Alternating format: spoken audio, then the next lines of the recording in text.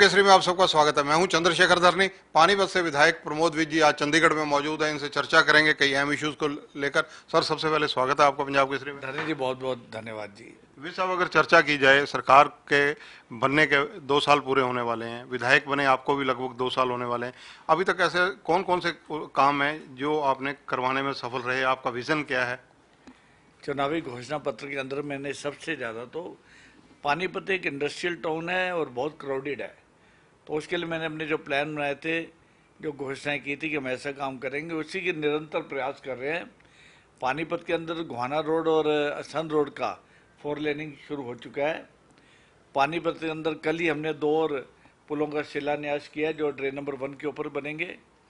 और माननीय मुख्यमंत्री ने, मेरा सौभाग्य है कि उन्होंने लगभग 72 करोड़ रुपए की राशि पानीपत निगम में काम करने के लिए हमें प्रदान की थी, जिसपे निरंतर काम चल रहा है। और साथ ही साथ हमारे बड़े बड़े प्रोजेक्ट हैं कुछ, जैसे इंडस्ट्री एरिया का कनेक्टिविटी हमें चाहिए जीटी रोड के साथ, उसकी डीपीआर बन के रेलवे को जा चुकी है।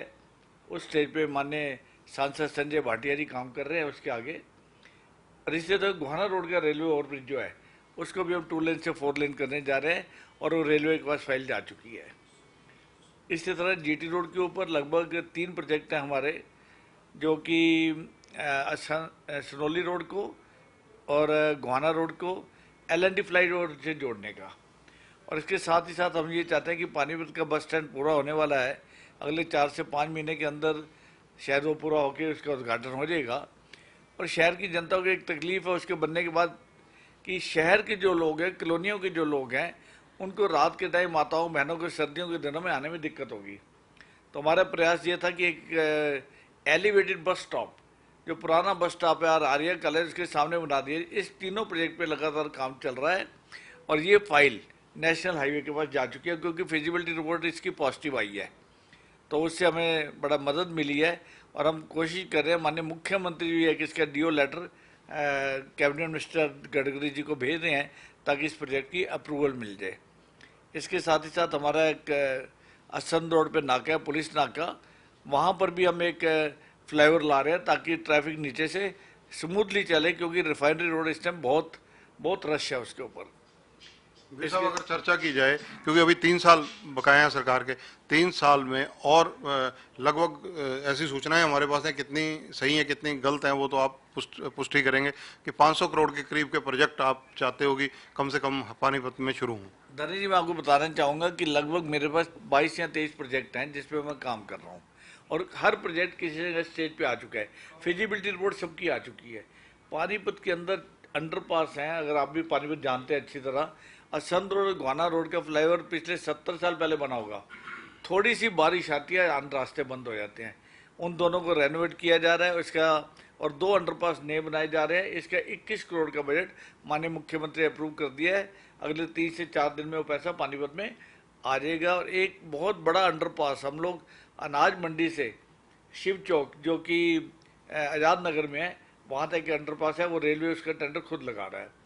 प्रयास ये है कि 500 करोड़ हो या 600 करोड़ हो या 450, हमारा लक्ष्य है कि ये सारे के सारे प्रोजेक्ट 6 महीने के अंदर अंदर इनकी कंस्ट्रक्शन शुरू हो जानी चाहिए। इसीलिए मैं इतना दिन रात मेहनत कर रहा हूँ कि अगर ये 6 महीने शुरू होते हैं तभी ये लगभग 1.5 से 2 साल में पूरे हो पाएंगे। पानीपत में ट्रैफिक का बहुत बुरा हाल था, मुझे निश्चित तौर पर मैं कह सकता हूँ इन सब योजना द्वारा ट्रैफिक की बहुत स्मूथ हो जाएगा। वैसा पानीपत में इस वक्त जो अहम समस्याएं हैं उनमें एक तो जब बारिश आती है तो पानीपत की जीटी रोड लबोलब हो जाती है। बाजार, कचहरी बाजार हो या पचरंगा बाजार हो, दूसरे बाजारों में पानी बहुत घुस जाता है। पुरानी ड्रेनेज व्यवस्था है, सुधारने में समय लगेगा, लेकिन फिर भी आप इस मुद्दे पर क्या कर रहे हैं? धनी जी, आप क्योंकि पानीपत के रहने वाले हैं ना, आप समस्या ये पता थी, बहुत पुरानी समस्या ये। और जब हम तकरीबन किले से नीचे उतरते, हलवाई अड्डे से नीचे आते तो पानी सारा नीचे आके इंसार चौक, चौड़ा बाजार इस तरफ खड़ा हो जाता है, पचरंगा बाजार में, पालका बाजार की बैक साइड में। बहुत गंभीर समस्या है इसी कॉलेज रोड पे भी। तो मैंने माननीय मुख्यमंत्री के पास अपनी प्रेजेंटेशन दी थी इसकी, और उन्होंने उस टाइम पब्लिक हेल्थ के अपने ACS देवेंद्र सिंह जी, और साथ में ACS तब हमारे थे ULB में, उनको बुलाया और एक बड़ी मीटिंग हुई थी जिसमें कमिश्नर पानीपत भी आए थे, पब्लिक हेल्थ के सभी लोग आए थे। और माननीय मुख्यमंत्री संवैधानिक तौर पे इसको अप्रूव किया कि ये प्रोजेक्ट करना है, क्योंकि पानीपत की पाइपलाइन और सीवर 50-60 साल पुराने हैं जो गल चुके हैं, पानी गंदा पीने को आता था। मैं माननीय मुख्यमंत्री का धन्यवाद करता हूँ कि उस प्रोजेक्ट की डीपीआर हमारे को फ्राइडे को मिल जाएगी, इस फ्राइडे को आने वाले। और मैं माननीय मुख्यमंत्री को प्रार्थना करूंगा कि जल्दी से जल्द अगले 2 महीने के अंदर अंदर ये प्रोजेक्ट शुरू हो जाए। मुझे लगता है ये प्रोजेक्ट 100 करोड़ के लगभग होगा लगभग, और पानीपत में इस समस्या का परमानेंट हल करेंगे।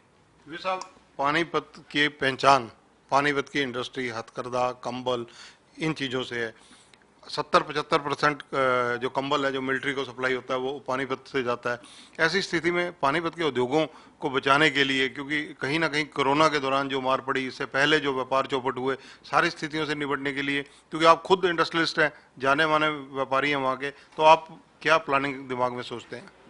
इसी की कड़ी में मैं आपको बताऊं कि पानीपत का जो फायर स्टेशन है ये पुराने इंडस्ट्री एरिया के अंदर है, और नई इंडस्ट्री जो है सारी वो 29 part 1, 29 part 2, 25 part 1, 25 part 2 Chautala road और कुराड़ के अंदर चली गई है। बहुत गंभीर समस्या होती है जब किसी फैक्ट्री के अंदर आग लग जाती है, उसका कुछ नहीं बचता, तबाह हो जाता है वो आदमी। और हमने माननीय मुख्यमंत्री प्रार्थना की, इसकी फिजिबिलिटी रिपोर्ट भी आ गई है। अब नया फायर स्टेशन जो 2 एकड़ में, वो 25 पार्ट 2 के अंदर जो जिम खाना क्लब है उसके सामने अप्रूव हो चुका है, उसकी डीपीआर भी तैयार हो रही है। मैं समझता हूँ कि 3 से 4 महीने में हम वो प्रोजेक्ट भी शुरू कर देंगे।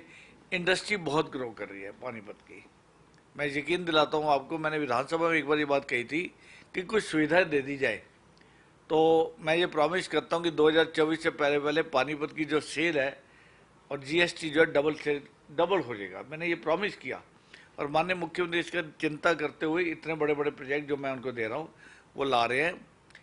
एक और समस्या है इंडस्ट्री की कि हर यूनिट वाटर ट्रीटमेंट प्लांट जो जेडएलडी नहीं लगा सकते, उसके पास स्पेस ही नहीं है।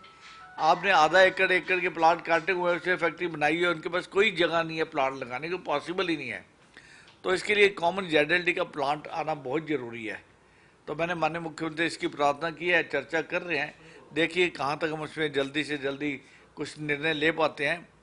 लेकिन एक बड़ी अच्छी बात हुई है कि हमारे पानीपत का एसटीपी प्लांट जो शिवा में है, वहाँ पे डेली का जो वाटर ट्रीट होके मिल रहा है सीवरेज का 4 करोड़ लीटर पानी है वो, और उसका भी टेंडर लग गया। वो पानी अब हम इंडस्ट्री को 29 पार्ट 2 में जो इंडस्ट्री है, डाइवर्स का सेक्टर है, वहाँ उनको मिलना शुरू हो जाएगा। इससे भी लोगों को सुविधा होगी। मेन यह कि जेडएलडी लगाने का मतलब ये होगा कि आज अगर हमारा 100 लीटर पानी लगता है तो आने वाले समय सिर्फ 10 लीटर पानी लगेगा, रिसाइकिल होगा वो पानी। ये बहुत अच्छा प्रोजेक्ट है, लेकिन इसका 1600 करोड़ के लगभग है। इस बार मैंने विधानसभा में क्वेश्चन लगाया था ये, तो इस प्रोजेक्ट के लिए मैं पूरी मेहनत कर रहा हूँ और उम्मीद करता हूँ कहीं ना कहीं आगे बढ़ेंगे हम। जैसा पानीपत की पहचान जो है, हाली से भी है, विख्यात शायर हैं, उसके अलावा पीर कलंदर की दरगाह भी वहाँ पर है, इब्राहिम लोदी का मकबरा भी है, ऐतिहासिक धरोहर देवी मंदिर जैसी पवित्र जगह भी है जहाँ पर देश विदेश से लोग माथा टेकने आते हैं। इनकी स्थिति अच्छी तरह से मेंटेन रहे, उसके लिए क्या प्रबंध किया आपने? देखिए, हाली पार्क के लिए माननीय मुख्यमंत्री जी ने कुछ साल पहले 23 करोड़ रुपये अनाउंसमेंट हुई थी, जो काम चल रहा है, और हमें उम्मीद है कि ये काम जो दिसंबर एंड तक हमारा कंप्लीट हो जाना चाहिए, और तब माननीय मुख्यमंत्री आके इसका उद्घाटन करेंगे। बाकी जगह पे भी हम कोशिश करें कि जहाँ जहाँ काला आम है या बाकी जो भी हेरिटेज प्रॉपर्टीज है, उस पर कोई ना कोई समाधान निकालेंगे उसका।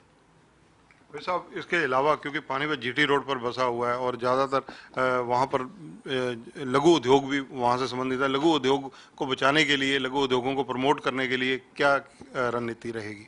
आज मैं HSID से भी MD साहब को मिल के आया हूँ अभी थोड़ी देर पहले ही, और मैंने यही चर्चा किया कि पानीपत के उद्योग अनऑथराइज जगह पे ना लगे।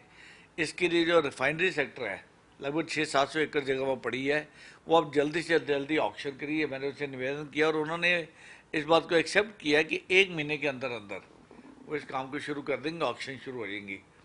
इसके साथ ही पानीपत के 29 पार्ट 1 में और 29 पार्ट 2, 25 पार्ट 1 और 2 में आप जान के हैरान होंगे कि बहुत सारी लैंड अनसोल्ड और अनप्लैंड पड़ी है। इसकी अभी जगह आज मैं उनसे करके आया हूँ, और इसकी पूरी जानकारी अगले मंगलवार तक मैं MD साहब को दे दूंगा कि कितनी लैंड हमारे पास अवेलेबल है। डिपार्टमेंट ने मुझे प्रोवाइड कर चुके हैं इन्फॉर्मेशन, और मैंने उनसे प्रार्थना की है कि बड़ी फैक्ट्री वाले तो फ्री जोन में चले जाते हैं।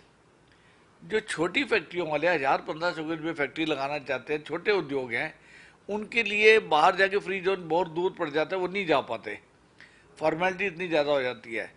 तो वो कहीं ना कहीं शहर के नज़दीक रहना चाहते हैं, इंडस्ट्री के बीच में रहना चाहते हैं। तो मैंने उनसे रिक्वेस्ट ये किया है, जो अनप्लान्ड जगह पड़ी है उसके छोटे उद्योगों के लिए 1000-1500 स्क्वायर के प्लाट सारे काटे जाए, जैसा भी हो सके। तो इस बात को भी उन्होंने माना है और मैं लगातार उनके संपर्क में रहते हुए ये काम करने की कोशिश करूँगा कि 1 साल के अंदर अंदर हुड्डा में जितनी भी HSIDC जितनी भी प्रॉपर्टी पड़ी है ये हम उद्योगपतियों को दें। धन्यवाद के जरिए देंगे, लेकिन ऑक्शन होगी। धन्यवाद वीर साहब। तो ये हैं प्रमोद विज, पानीपत से विधायक हैं।